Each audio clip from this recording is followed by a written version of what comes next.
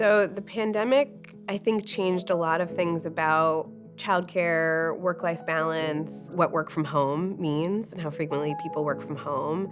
For my family, it meant that we had our 2 and 3-year-old during the pandemic home for almost a full year before we found a full-time childcare, and we were trying to work and take care of our kid at the same time. That doesn't work. But I think what everybody has realized is that flexibility is important.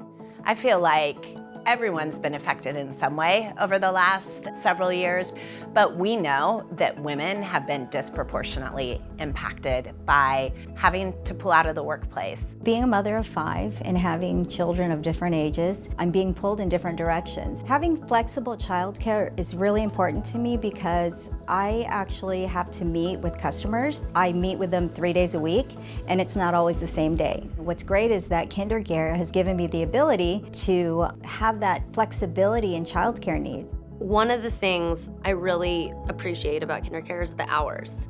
It is shocking, and I did not know this before I had kids, but it is shocking to me how limited the hours are that childcare provides in the Los Angeles area. It's truly not set up for 2 working households. There's been times that I work from home and I have to get called in. It's great that I have KinderCare here. Either he's already here or I can drop him off and have that service available to me. When you think about what families are looking for today, honestly, I think it varies. A term we use frequently is one size fits one. Today's environment in KinderCare represents what we started in 1969, which is to serve working families. That hasn't changed. The need is still there. We're not seeing employers go back to 5 days a week in the office. We're also not seeing full hybrid models either. We're seeing a really mixed bag of full-time, part-time, some in office, some hybrid. As we talk about flexible work schedule, hybrid models, part-time models, what we've had to do is match our services to match what employers need. So we have diversified our services, our portfolio of products that KinderCare offers employers. Everything from we'll meet you on site till we'll meet you at a summer camp in your local neighborhood. Wherever families are, at whatever age, we can meet them through our solutions.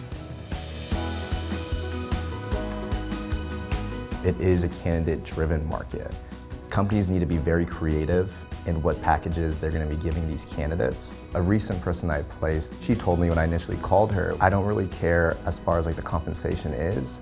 She just wants to have that opportunity to be able to drop her child off and be able to pick her up and take her home. Prior to having a child, I would have had childcare at the very bottom. Now it may be equal to my medical plan.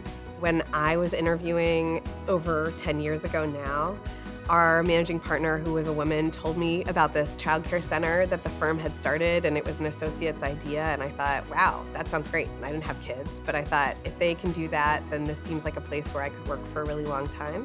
I would argue that childcare benefit for a family is as important as a medical benefit. It's certainly more important than a dental or a vision benefit if you ask any family today. It's their #1 expense, right next to their mortgage.